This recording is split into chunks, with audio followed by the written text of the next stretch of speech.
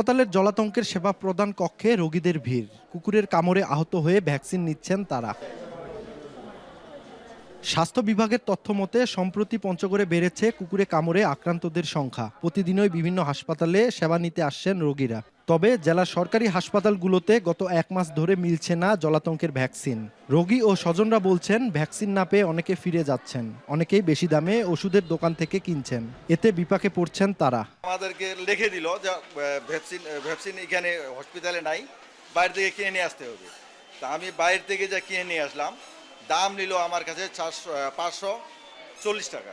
আমারও জনটঙ্ক রোগ হতে পারে নাকি, ওই জন্য ডাক্তারের কাছে চাইছি পরামর্শ নিতে। এখন এখানে দেখছি ফ্রি এটা নাই। রেবিক্স ভ্যাকসিনের হচ্ছে আমাদের পঞ্চগড় ডিস্ট্রিক্টের হচ্ছে সমস্যা হচ্ছে, পাওয়া যাচ্ছে না, বাড়তি দামে দোকানে কিনতে হচ্ছে।